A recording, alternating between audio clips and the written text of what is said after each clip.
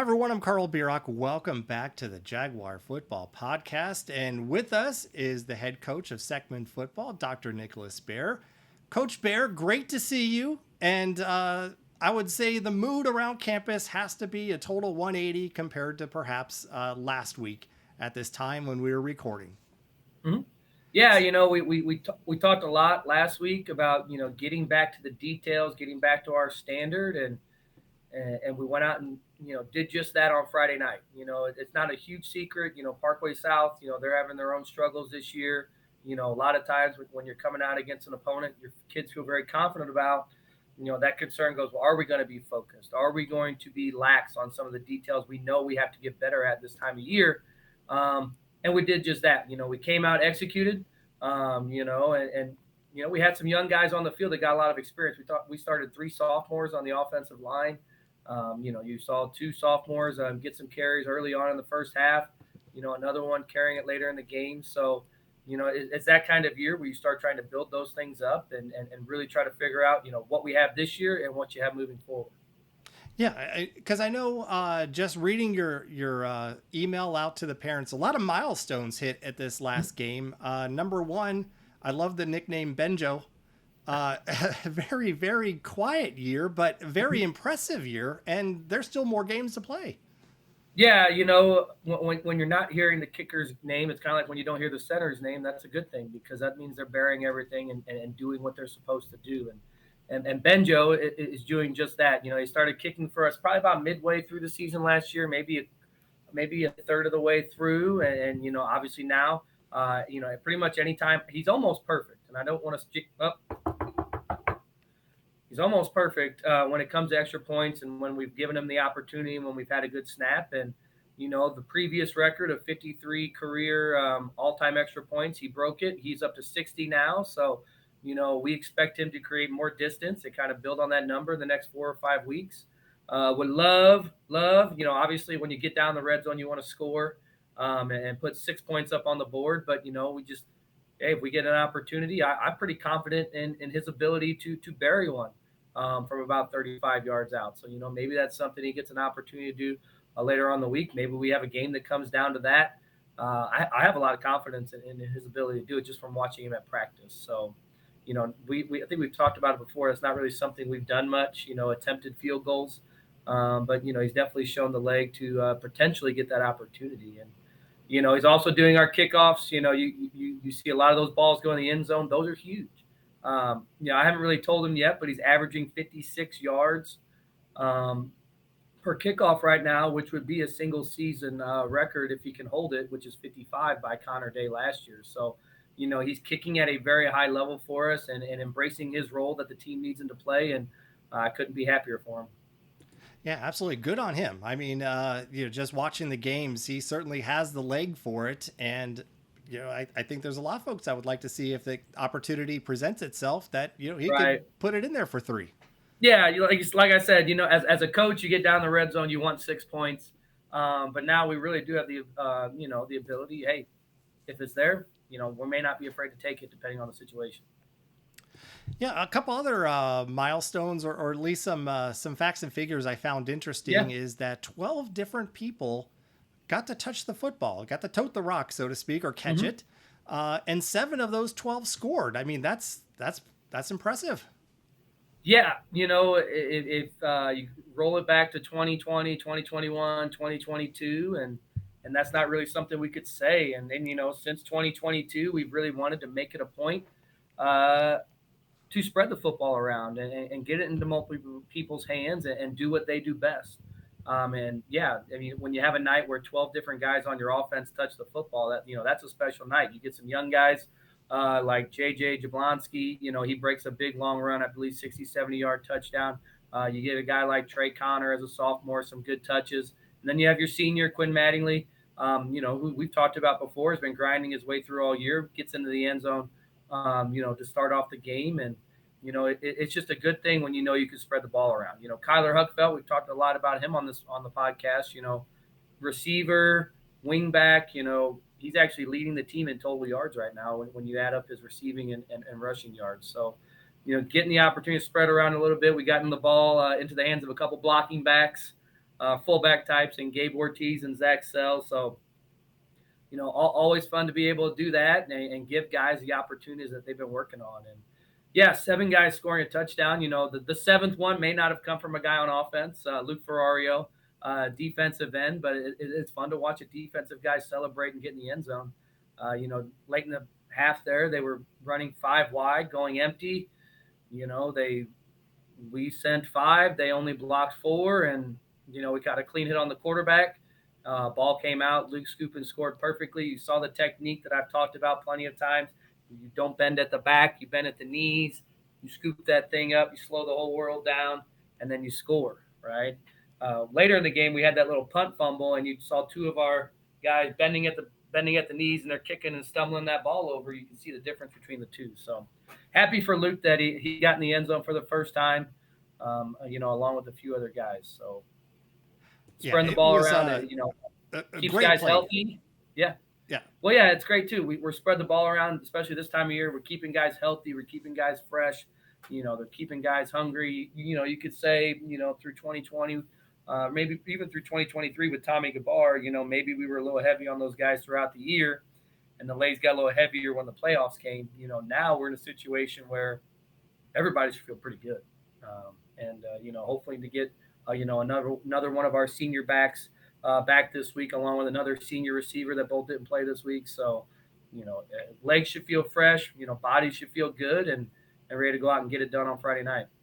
Yeah, we certainly look forward to it. And we'll talk more about Friday night here in a moment. Yeah. But one last thought about the game on Friday with Parkway South. So that brings the winning streak against them to 6. But as the farewell tour for this conference continues, we're still down at least 1 game before having the series tied at 500. Yeah, Parkway South, their program, like we said, it's in a tough spot. Last year they were a pretty solid team. Their running back, I believe he was first team all conference, over 1,000 yards. They had a good lineman that went and played Division II. For them, it's just kind of an up and down thing, and you kind of noticing that with a lot of St. Louis County schools. They're battling, the private schools, and if we were losing, 4 or 5 of our top players every year, we would be struggling too. We would have a hard time in certain spots. So, if Parkway South is losing 4 or 5 guys to DeSmet, and then they're losing another 2 or 3 to SLU, and then maybe another 2 to CBC, it could be hard as a program, to survive that way. We're lucky enough to just be far enough south to where, some people will choose to send their kids, a little further up north or a little further down south to, get a Catholic education, which is fine. That's everybody's choice. But, we've been lucky enough to not really have that problem, to really avoid it. And kind of this, this green zone, the Goldilocks zone, as you could say, when it does come to recruitment of high school players. Yes. And then, with Parkway South, they've been a very storied program. Like you said, we're now 6-7. We've won 6 in a row. That means they had us 0-7 before, and it was a program that we struggled against very early on in the early 2000s. I have a very, very, for some reason, vivid memory as a freshman football player going to watch our varsity play at Parkway South, and I had my yellow belly jersey on in the stands. They don't make them like that no more. I mean, our freshman jerseys hit us up to here. I know everybody likes to comment about our freshman jerseys. Mine were up to here. They're bright yellow. We had white pants with it. But, I remember being at that game, and we lost 61-13. So, fast forward 20 years here, and things have changed. Things are different. We probably won't play Parkway South. When, again, I don't know. It could be 5. It could be 10. It could be I may not play them again until 15 years. It could be my last season before we play them. So, we're both kind of on different trajectories. A program that I'm rooting for. I mean, their coach is a really nice guy. They're doing a lot of the right things. You just hope that, we can kind of see a swing back towards some of these schools struggling like that to kind of really start kind of getting on the up and up again. Yeah, and we have a couple that probably will play again later on this season. But before we get there, our last regular season home game, Coach, and it's a very important one and could be very emotional. for some of the folks out there, it's senior night. We have Hazelwood West coming to the Valley. Obviously, you talked about you playing, as a player at Seckman, and now you're as a coach. What are some of the thoughts about senior night and what it meant to you and your family? Yeah, senior nights. With this being our last home game, certainly understand why it's senior night now. But it feels like a lot of these senior nights are happening earlier and early. You'll see some teams even do their senior nights like week one, and a little different back when I'm sure a lot of us were in school. I know when I was in school, uh, senior night was our last home game. But at that time, the playoffs were different, right? You had a district of 4 teams. The last 3 weeks of the season, you played those 3 teams, and only the top team got out. Got to the playoffs. So you knew. So really, I knew week 10 when Jackson came down here. It was going to be my last game. It was not only our last home game; it was the last time we strapped up, win or lose. It was over. And you have those emotions as a kid. You kind of have dedicated yourself to something for 3.5 years if you've only played in high school. But some of these guys have been playing 7 or 8 years of their life, 4 or 5, and all that it's coming close to an end. You have all these emotions. You look back, you think, I could have done more. I could have done this. What I want them to focus on is, everything that they have done, everything that they have accomplished. And certainly we've talked on here before, everybody's accomplished. Some folks have accomplished more than others, right? I mean, like, you highlighted Benjo. We got Dylan Lappy, who just set the all-time tackle record last week as well. But we also have some seniors that made their first tackles for the first time on Friday night, made their first tackle.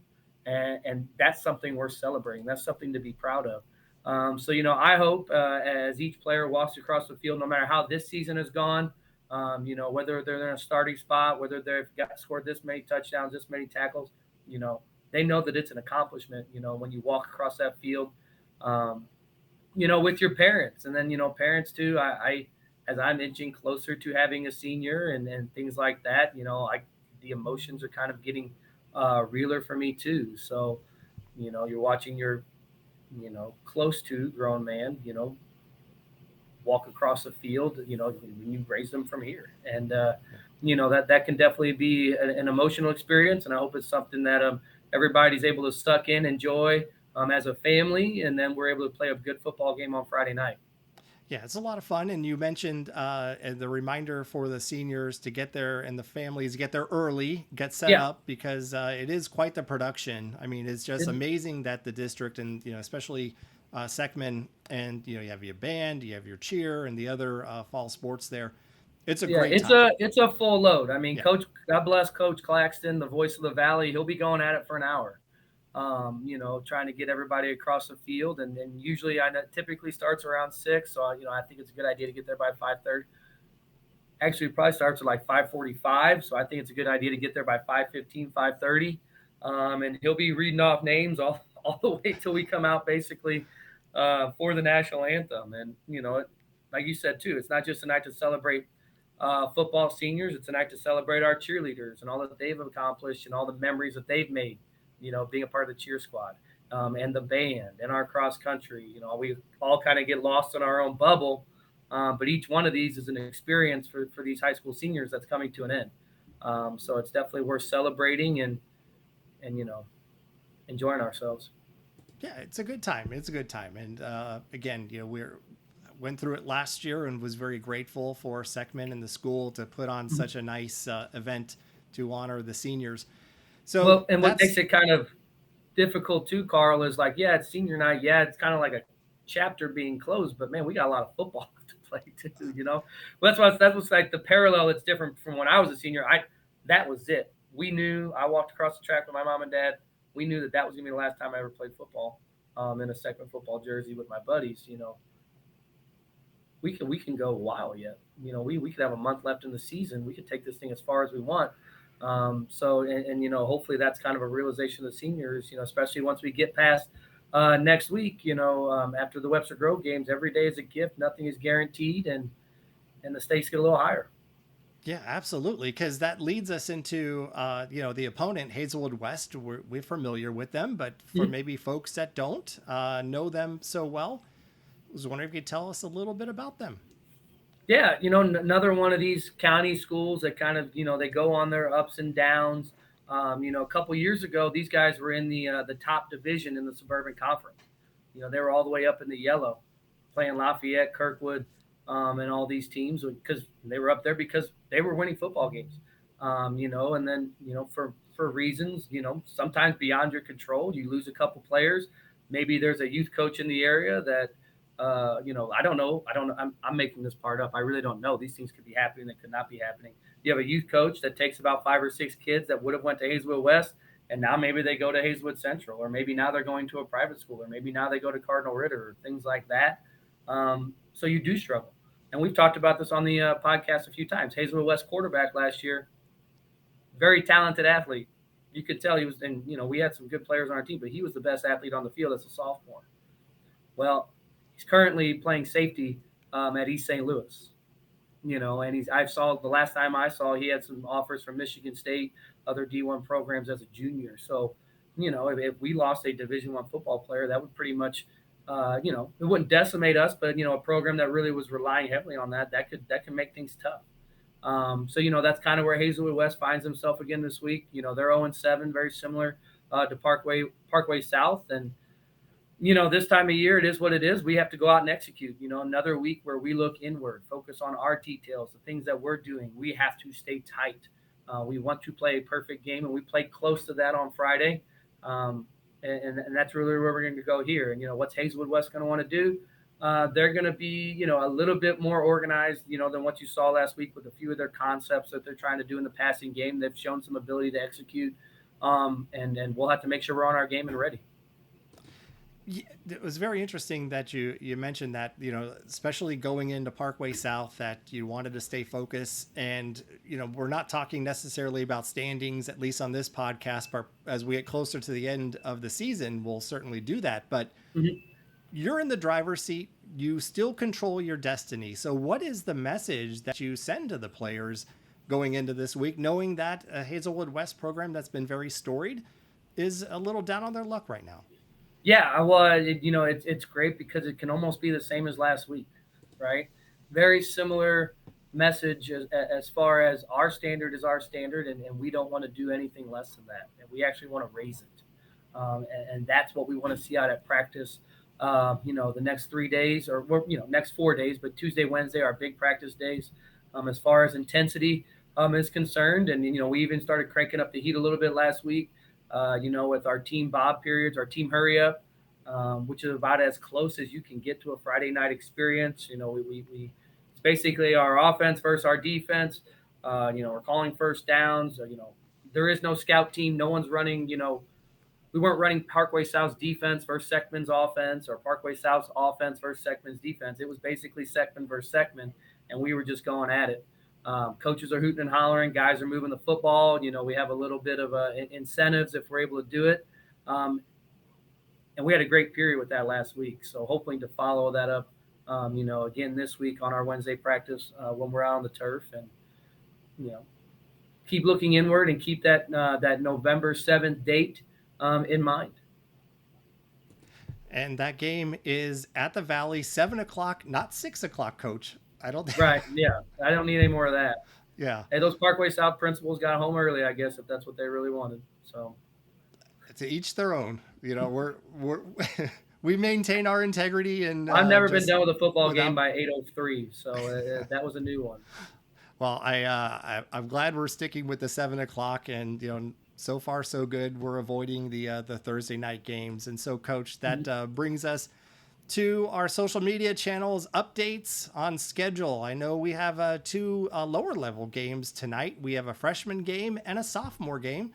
We could hit about that in the final thoughts. Also, this podcast is put up on our Facebook and on our YouTube channel, so we invite folks to like and subscribe. And so here we go, Coach. We're going into week 8, and again, you control your destiny. Wanted to give you the floor and have you take us out today. Yeah, Carl, biggest question I keep getting, and it's from band students, it's from cheerleaders, it's from parents. Are we going to play on Halloween?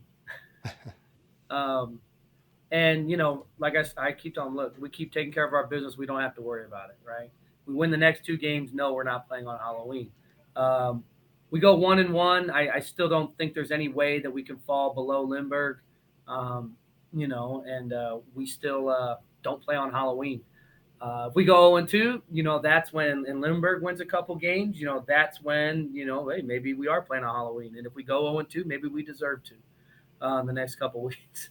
But no one make any out of town plans. No one book any airplane flights or nothing like that. But, as you said, we control our own destiny. We control who we are, what we do, and the standard that we hold. And I believe if we could follow last week up with another solid week of practice, and then obviously stepping into the Webster Groves for that last week of the season, we should be right where we want to be. All right. Well, we look forward to it again. Senior night this Friday at the Valley. Get there early for your player if you're a senior. 5:15, 5:30, then followed by kickoff at 7 o'clock. So, Coach, thank you so much for your time today. And again, really like the tone of this podcast compared to last week.